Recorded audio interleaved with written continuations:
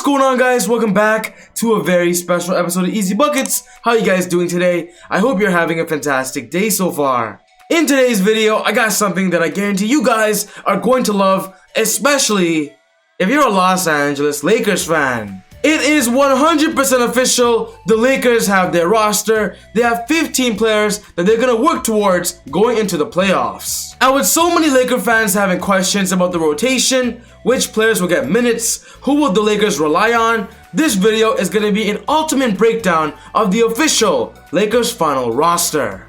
So if you're a Lakers fan and you want to know more, you're going to love this. But quickly, before I get out of the video, just want to say, if you're new to the channel and you love basketball, welcome to ezBUCKETz. My name is Soom, and I make basketball videos every single day. So be sure to hit the subscribe button and turn on post notifications to not miss any of my upcoming videos. If you watched this video and you loved it, be sure to smash that thumbs up button. I would really appreciate it. It would help out the channel a lot. But without wasting any more time, let's talk about the Lakers.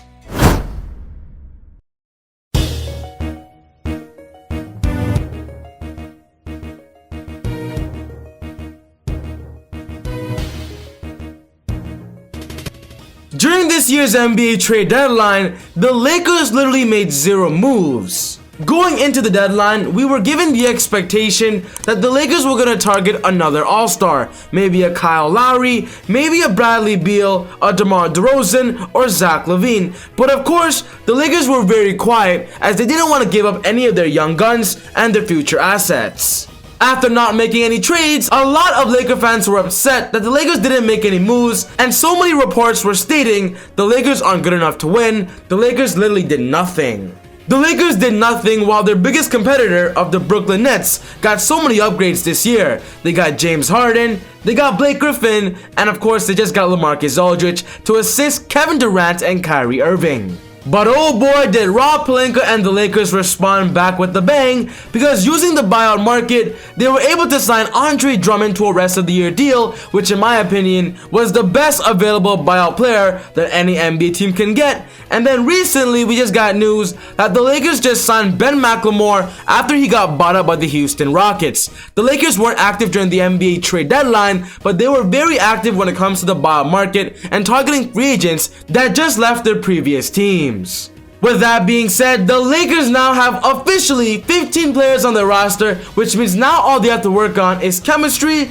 building a foundation, and simply doing whatever they can with this team to defend their championship. And I do believe the roster they have right now, it's good enough to beat the Nets. It's good enough to defend their title. This is the Lakers' official roster right now when it comes to going into the playoffs. There's LeBron James, Anthony Davis, Dennis Schroeder, KCP Kentavious Caldwell-Pope, Montrezl Harrell, Wesley Matthews, Kyle Kuzma, Alex Caruso, Jared Dudley, Marc Gasol, Markieff Morris, Alfonso McKinnie, THT, Andre Drummond. Then of course they just got Ben McLemore, and of course they have Kostas Antetokounmpo and Devontae Cacok. This is the official Lakers roster that I believe they're going with, and I believe LeBron James is super happy with his team, so is Rob Pelinka. And for this video, I'm going to be going into deep detail about a full breakdown of the roster, some potential lineups we will see, some big questions we have, and simply how the Lakers can move forward and ultimately win the chip. The first thing that I believe the Lakers must focus on 100% is health. Going into the playoffs fully healthy is going to be very important and almost ensuring them on winning the title. We all know right now as I'm making this video, Anthony Davis is out due to a sprain. LeBron James is also out due to an ankle sprain. And so far, the Lakers have been holding it down, trying to stay competitive and still be in the playoff picture, which they are. They're winning some games, they're losing some of course, but without having LeBron and AD, they're two pillars. It's not going to be easy, but honestly, I do believe with the Lakers not having LeBron and AD during the regular season, it's great for the roster to develop on their own without their captains, to build more confidence, and then of course when LeBron and AD comes back, those players are going to be better, they're more established, their confidence has risen, and of course with the experience they had without LeBron, they're just going to bring more to the table. The Lakers just signed Andre Drummond, and then immediately in his debut, he got hit with a toe injury. That of course brought up some red flags and concerns when it comes to Andre Drummond's health, but from what we're hearing, Drummond is fine, he's gonna be back, and right now I want to see the chemistry of Schroeder and Drummond build while LeBron and AD are out, because when LeBron and AD comes back, the Lakers roster is just gonna be so powerful, and then they're gonna have to build chemistry as well. The Lakers this year have been dealing with so many health protocols when it comes to COVID-19. Dennis Schroeder even missed about 2 weeks. Marc Gasol missed time as well. Even Kuzma from time to time. The point is, I want the Lakers to be fully healthy, and that must be the #1 priority before going into the playoffs. Because right now, the playoffs is in less than 20 games.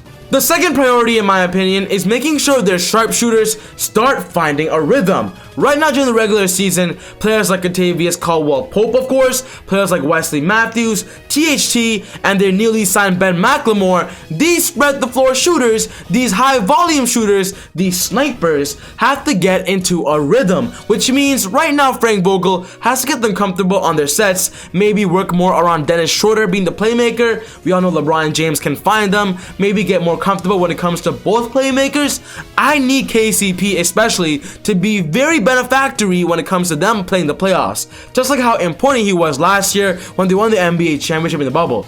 KCP has to step up because right now he's shooting a horrendous less than 30%. That's why I do believe the Lakers just signing Ben McLemore was a great idea. It makes the Lakers add another sharpshooter, a high volume corner specialist, which I hope does help their shooting problems right now. But of course, when LeBron James comes back, who is their ultimate alpha playmaker, hopefully their sharpshooters get better and find better looks. But this key point is basically making sure all the shooters on the Lakers get into a rhythm. The next key point that I want Frank Vogel to work on is how is he going to split the minutes between Andre Drummond and Montrezl Harrell. From what we are hearing, Marc Gasol is getting bumped down to the third center off the bench.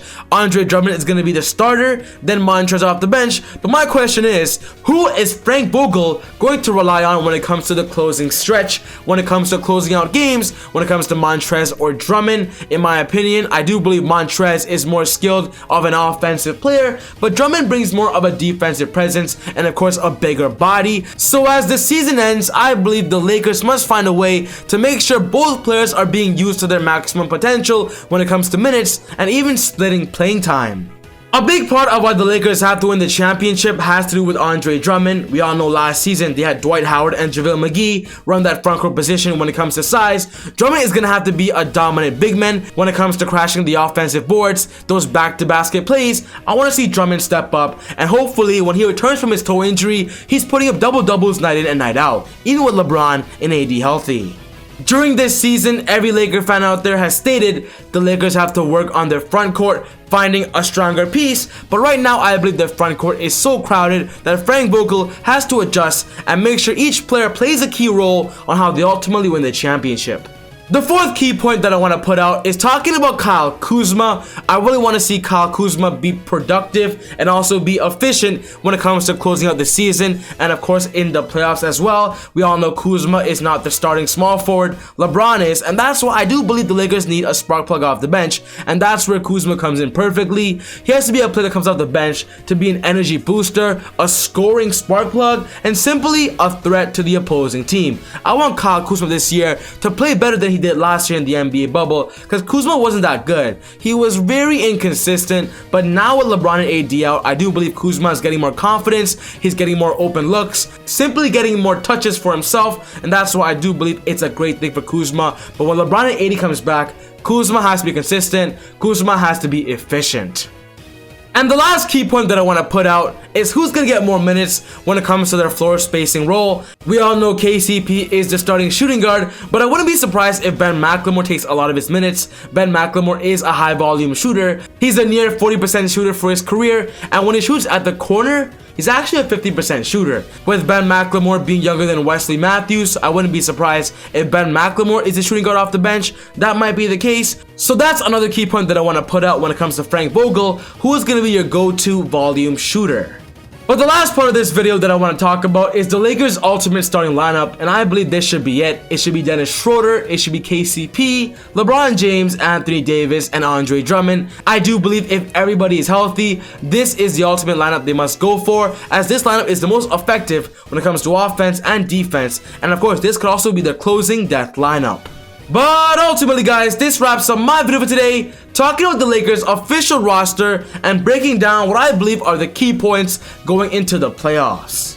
What's most important to me is one of your thoughts. Are there any more things you want to put out when it comes to the roster? Good signs, bad signs? Put your thoughts down in the comment section down below. But other than that, take it easy, God bless, and I'll see you all next time on ezBUCKETz. Woo!